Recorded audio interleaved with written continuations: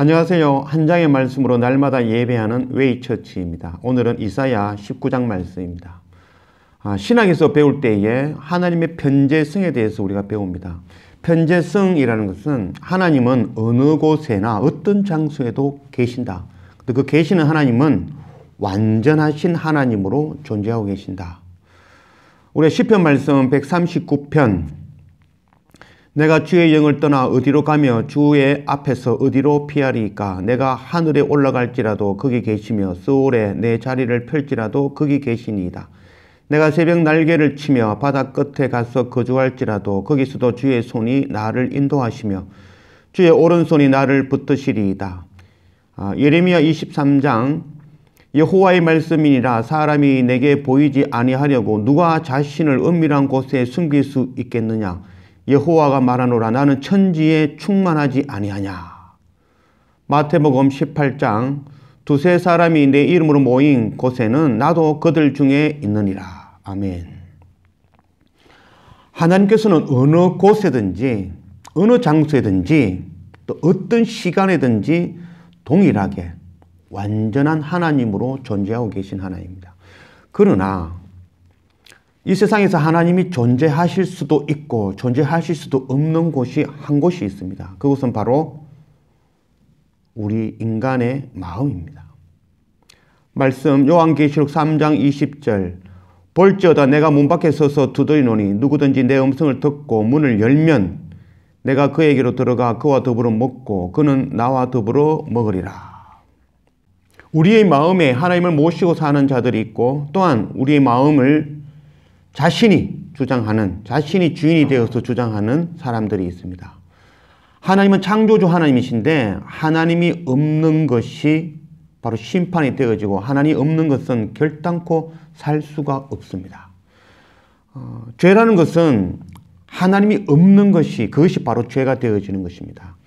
이사야서의 말씀을 통해서 심판의 말씀이 선포되어집니다. 그 심판의 말씀, 하나님께서 치신다라고 하시는 그 심판의 말씀은 빛 대신 하나님께서 오셨을 때 하나님 아닌 하나님을 주인으로 모시지 아니한 그 모든 것들이 불타고 무너질 것이라는 것을 말씀하고 있습니다. 그래서 너희는 돌이켜라. 너희는 돌이켜라. 그 경고의 말씀은 하나님 아닌 것들 모든 것들이 무너질 그때에 너희는 하나님만을 주인으로 섬기고 마음의 문을 열고 하나님을 받는 자 그래서 생명을 구하는 자, 영원한 생명을 얻는 자가 되어라. 그 말씀을 이사야 선지자를 통해서 전하고 있는 것입니다. 하나님이 없는 것, 그것이 바로 죄입니다. 그래서 하나님이 없는 것들은 하나님이 오시는 그 날에 모두 무너지고 불타고 소멸되어질 것입니다.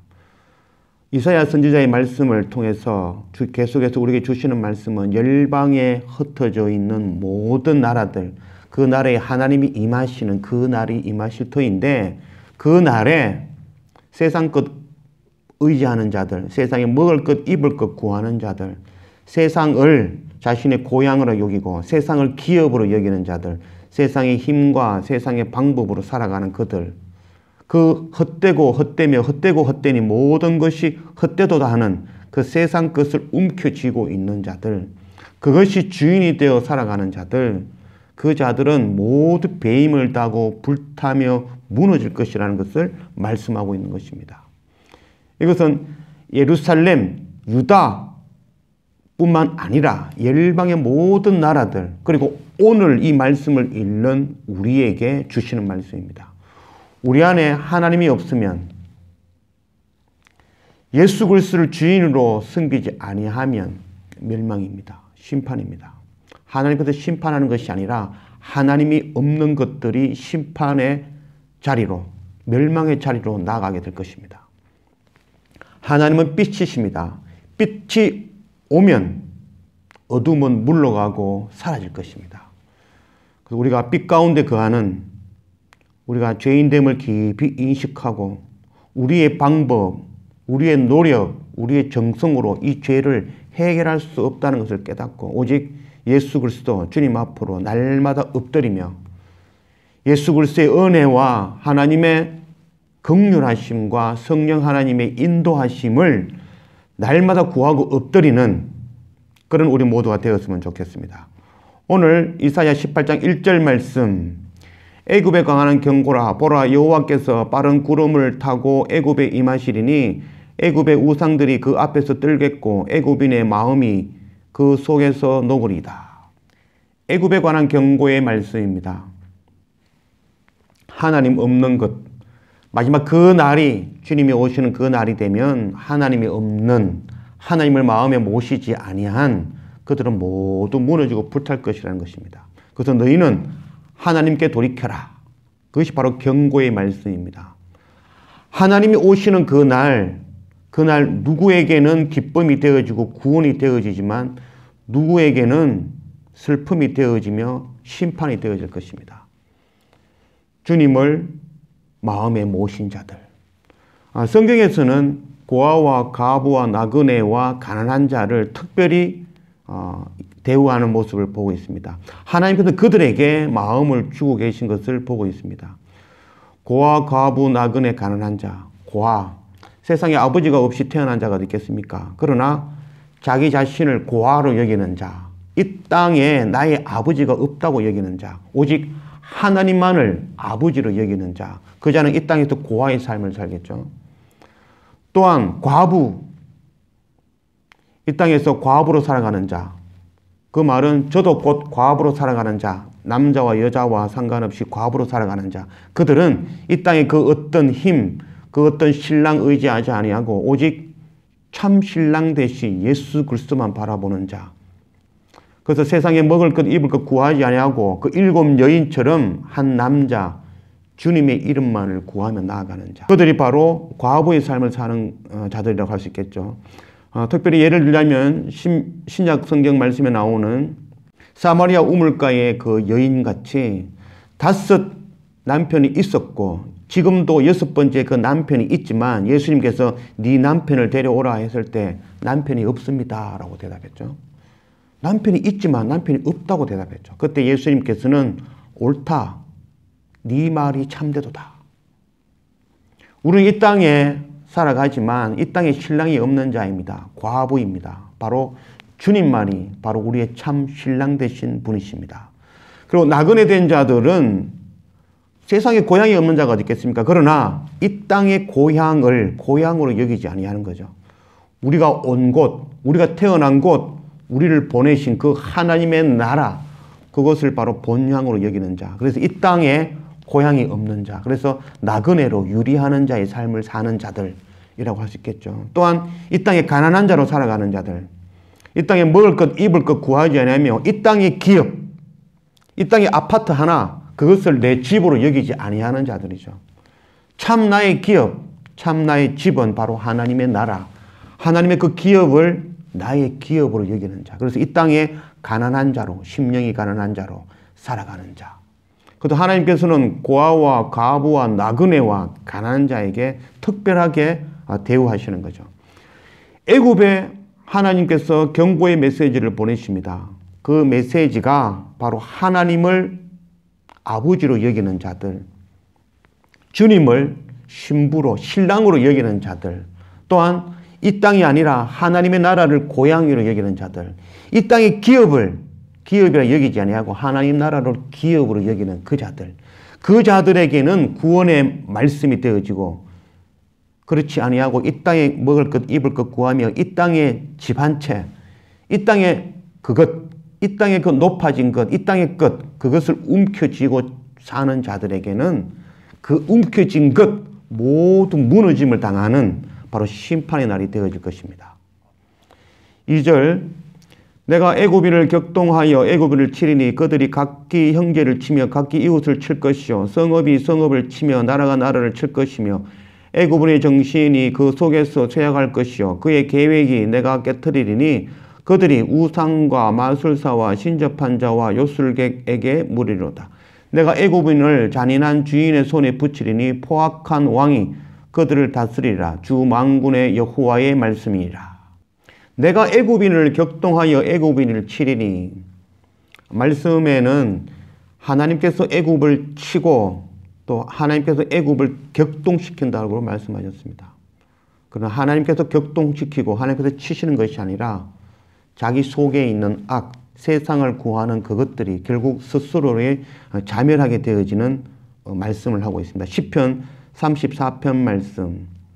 악이 악인을 죽일 것이라 의인을 미워하는 자는 벌을 받으리라. 악이 악인을 죽일 것입니다.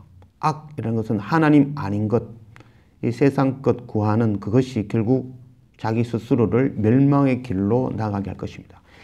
하나님께서 격동시키는 것이 아니라 세상 것 더 움켜쥐기 위해서, 더 가지기 위해서 싸우는 그 격동이 일어날 것이고, 또한 세상의 그 움켜진 것들 모두 무너지는, 그래서 서로서로를 경쟁하고 서로서로를 죽일 수밖에 없는, 그래서 더 가지려고 하는 그 경쟁, 그것이 바로 악인을 죽이는 악이 되어질 것입니다.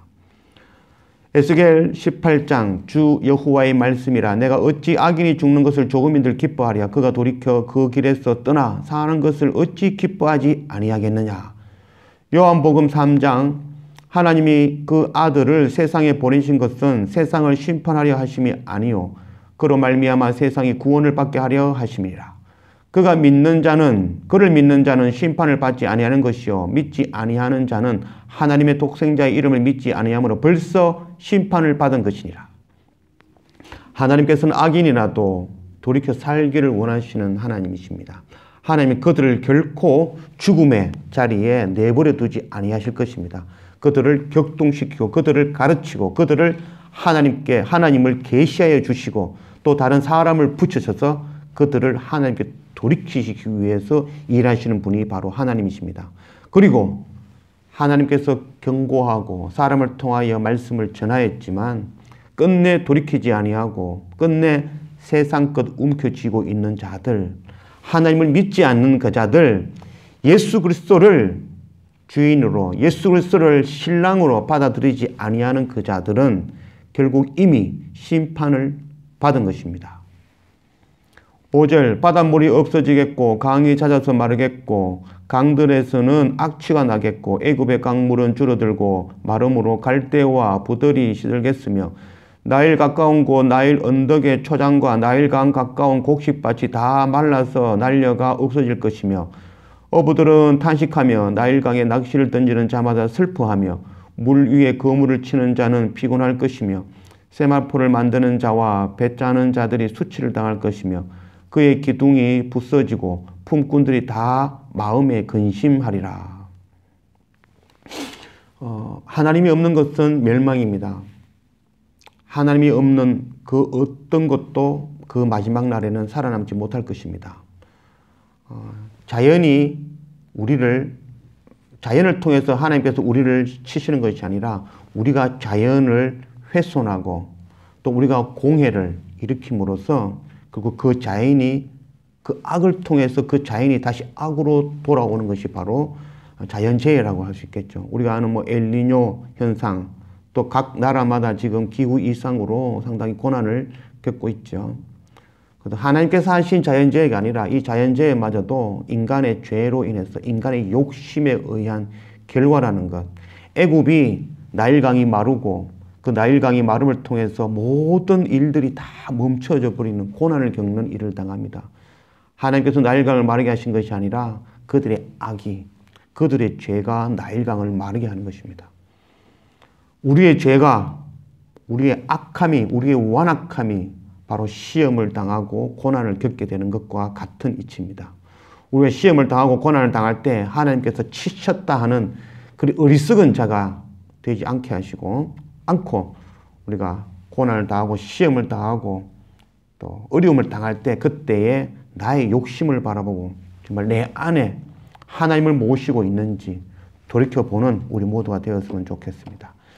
11절 소알의 방백은 어리석었고 바로의 가장 지혜로운 모사의 책략은 우두하여졌으니 너희가 어떻게 바로에게 이르기를 나는 지혜로운 자들의 자손이라 나는 옛 왕들의 후예라 할 수 있으랴. 너희 지혜로운 자가 어디 있느냐? 그들이 만군의 여호와께서 애굽에 대하여 정하신 뜻을 알 것이요 곧 네게 말하는 것이니라. 소안의 백성들은 어리석었고 노베의 방백들은 미혹되었도다. 그들은 애굽 종족들의 모퉁이 돌이거늘 애굽을 거듭가게 하였도다. 여호와께서 그 가운데 의지로운 마음을 섞으셨으므로 그들이 애굽을 매사에 잘못 가게 함이 취한 자가 토하며 비틀거림 같게 하였으니 애굽에서 머리나 꼬리며 종려나무 가지나 갈대가 아무 할 일이 없으리라. 소안의 방백은 어리석었고, 소안은 삼각주, 애굽의 수도입니다. 타니스, 지금의 타니스인데, 거기에 있는 지혜자들, 그 지혜자들의 지혜로도 하나님의 오심을 감당할 수 없고 하나님이 일하심을 알 수가 없는, 그래서 그 모든 것들이, 모사들이 전부 무너지고 그들의 모든 지혜가 쓸데없는 그 날이 닥칠 것이라는 것입니다. 하나님의 지혜, 하나님의 지혜를 알 수 있는 자는 아무도 없습니다. 오직 하나님의 말씀으로만 하나님의 지혜를 우리가 알 수 있겠죠. 그래서 우리가 날마다 예배하고 말씀에 나와야 되는 이유일 수 있겠습니다. 또한 애굽을 매사에 잘못 가게 함이 취한 자가 토하며 비틀거리게 함과 같다. 취하게 한다라는 것은 그 지혜자들의 말이 이게 하나님의 나라인지 이게 땅인지 땅과 하늘을 오가게 만드는 것, 이것을 취한다, 이런 의미로 표현할 수 있겠습니다. 또한 15절에 애굽에서 머리나 꼬리며 종려나무 가지나 갈대가 아무 할 일이 없으리라. 그날에는 가난한 자나 높은 자나 부자나 지혜자나 어리석은 자나 그 심판 앞에 동일하게 세워질 것입니다. 그래서 하나님이 그 마음에 있는 자는 구원이며 그 하나님이 없는 자들은 세상의 것으로 가득한 그들에게는 심판이 되어질 것입니다.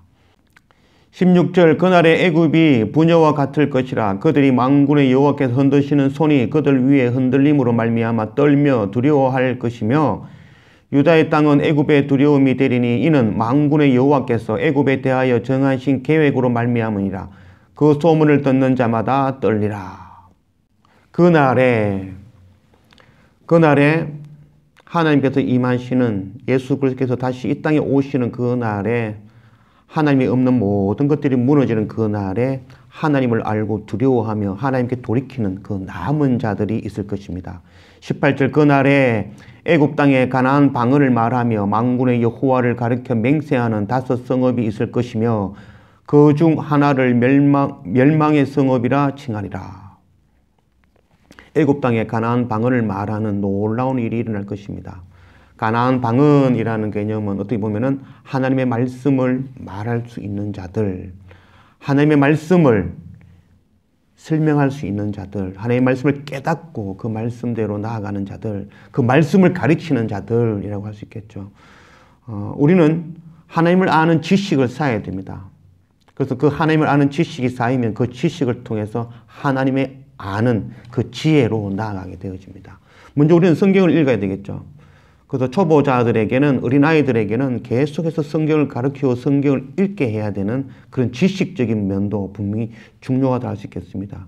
그래서 하나님을 아는, 히브리 방언을 할 줄 아는, 그래서 하나님을 아는, 하나님의 말씀을 말로 설명할 수 있는 그들에게 하나님의 지혜가 임할 것이고 그 지혜를 통해서 하나님을 설명하고 하나님을 전하고 그 예수 그리스도 십자가의 복음을 전하는 그런 하나님의 방언을, 히브리 방언을 할 줄 아는 자들이 세워질 것입니다.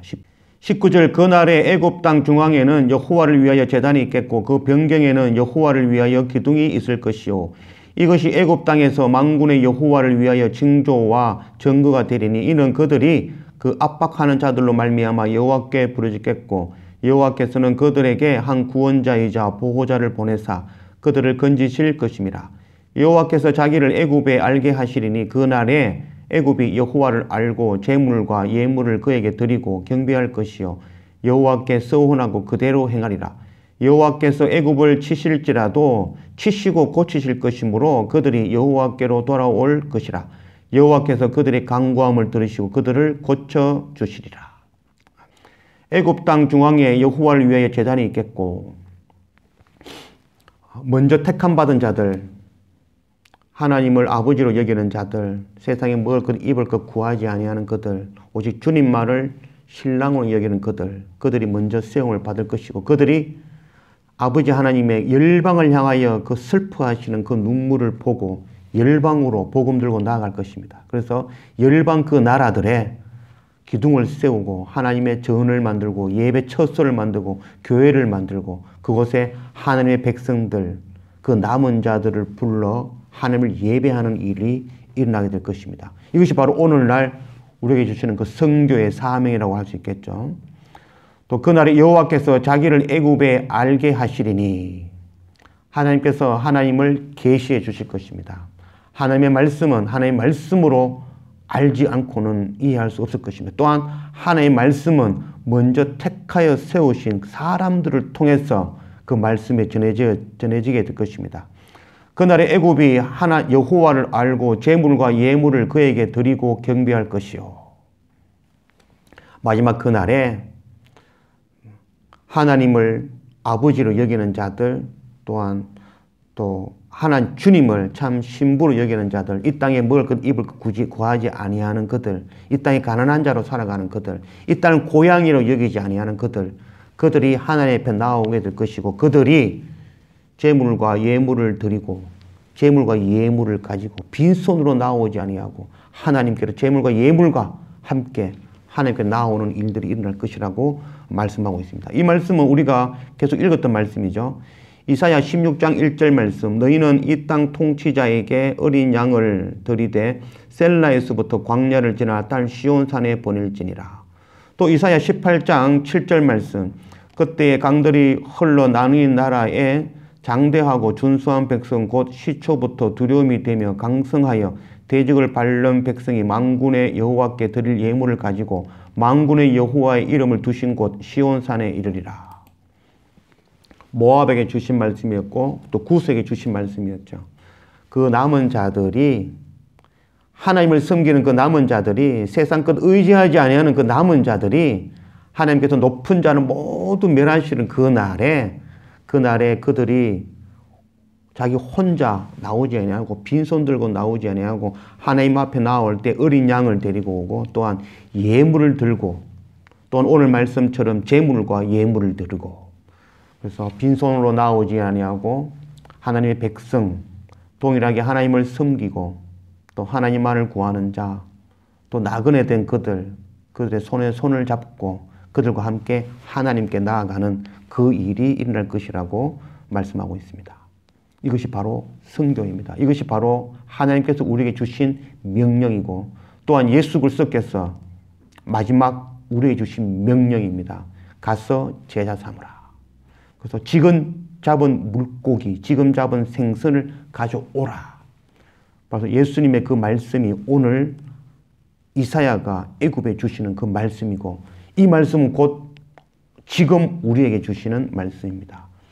23절 그날에 애굽에서 아수르로 통하는 대로가 있고 아수르 사람은 애굽으로 가겠고 애굽 사람은 아수르로 갈 것이며 애굽 사람이 아수르 사람과 함께 경배하리라. 그날에 이스라엘이 애굽 및 아수르와 더불어 셋이 세계 중에 복이 되리니 이는 만군의 여호와께서 복 주시며 이르시되 내 백성 애굽이여 내 손으로 지은 아수르여 나의 기업 이스라엘이여 복이 있을지어다 하실 것임이라. 애굽 사람과 아수르 사람이 함께 경배하리라. 선교지에 있으면 여러 나라에서 온 그 흩어진 자들, 그 남은 자들이 모여서 함께 예배하는 일들이 일어납니다. 우리 교회도 마찬가지 또 이란에서 온 성도들, 또 에티오피아에서 온 성도들, 또 시리아에서 온 성도들, 물론 터키에 있는 성도들 다 함께 하나님께 예배하는 그런 일들이 일어납니다.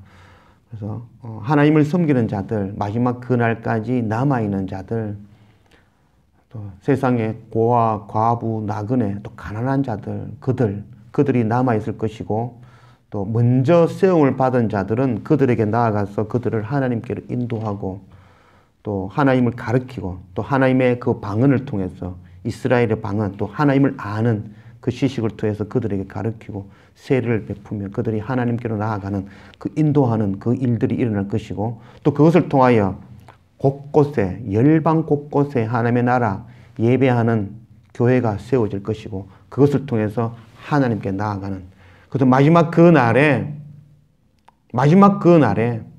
빈손 들고 가지 아니하고 우리가 형제와 이웃과 또 열방에 그 흩어져 있는 하나님을 섬기는 그들 손에 손잡고 마지막 그날 하나님께 나아가는 이 선교의 사명 감당하는 그런 우리 모두가 되었으면 좋겠습니다. 기도하겠습니다.